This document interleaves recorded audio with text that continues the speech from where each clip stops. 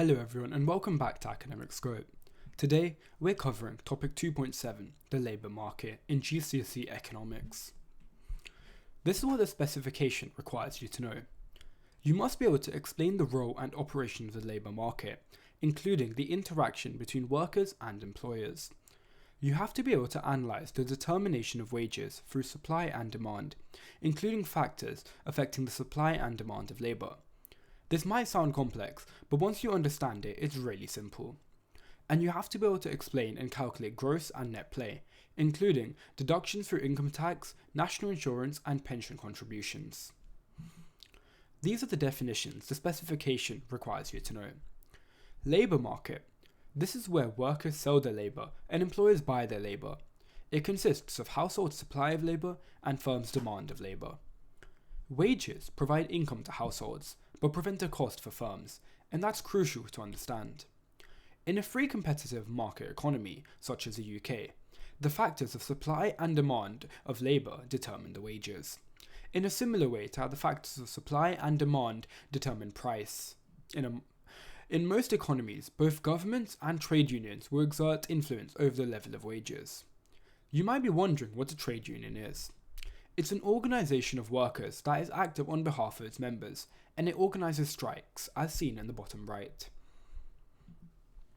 These are some more definitions, but related to the third point of the specification about calculations, and these questions are really easy in the exam, so you don't want to lose marks on math questions. They're usually just 2 marks or even 1 mark in the multiple choice. Gross pay is the amount of money an employee can earn before deductions are made. Income tax is tax levied directly on personal income. National insurance is a contribution paid by workers and their employers towards the cost of state benefits. Net pay is the amount of money a person is left with after deductions are made from gross income. And pension is a fixed amount paid at regular intervals to a person or their surviving dependents. Labour markets. There's some information you need to know about these before we can move on to the Analyse 6 marker. The labour market lacks perfect mobility. This means that labour, workers, or employees can't move freely from one job to the other. This is because they lack the required skills. A teacher can't just become a pilot. They need to learn how to be, they need a pilot's license, they might be unwilling to relocate, they have family ties, or they lack information. And the labour market depends on the exchange of information between potential workers and employers. If these things are not communicated well, job roles will not be filled. Employers need to tell future employers about wage rates, conditions of employment, level of competition, and the location a job will take place. Now we can move on to the 6th marker. Analyse the determination of wages through supply and demand, including factors affecting the supply and demand of labour. The supply of labour is the total number of people who are willing and eligible to supply their labour, including the unemployed. The demand of labour depends on the demand for the product it helps produce, and this is the theory of derived demand. Below you can see the difference between the active labour supply and the inactive labour supply. So, this is an example 6 marker. The question was, using a diagram, analyse why Mia should not expect to earn as much as someone similar did last year, and I've boxed the important parts of the case study.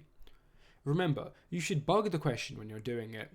If you don't remember what bug is, you box the command word, which here is analyse. You underline important information, and you go over the question again. The important parts of this case study. You know that there's low demand and high supply of labour, which tells you what to draw in the diagram. You have some mathematical numbers. You know that she receives a starting wage of £30,000 a year, and an extra £200 each month she stays in the firm.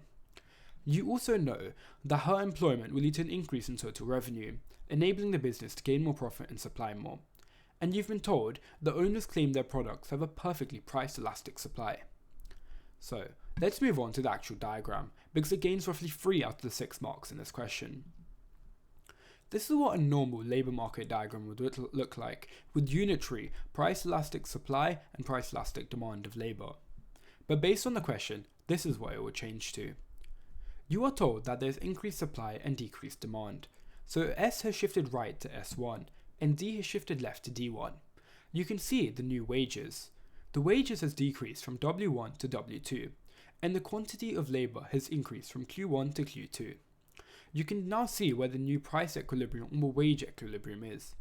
And showing the supply as elastic shows more application, because it shows you've read the case study. That's why S1 is a little more different to S. And this is what the mark scheme says. Remember, define labour market and describe the full diagram. This will get you roughly 4 out of the 6 marks in OCR GCSE economics. But to get the last 2 marks, you have to add at least one chain of reasoning. What the mark scheme states is that fall in demand for people like Mia this year, so wages are lower. Increase in supply for people like Mia, thus depressing wages. Demand and supply of workers like Mia may have become more wage elastic.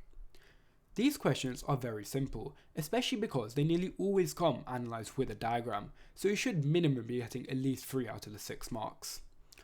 Thank you for watching Academic Scope, and I hope you come next time to watch the next topic, as we're nearly done with microeconomics. Check the link in the bio to join a community of like-minded students, where we share past paper questions, we answer queries of each other, and for general conversation and support. Thanks for watching.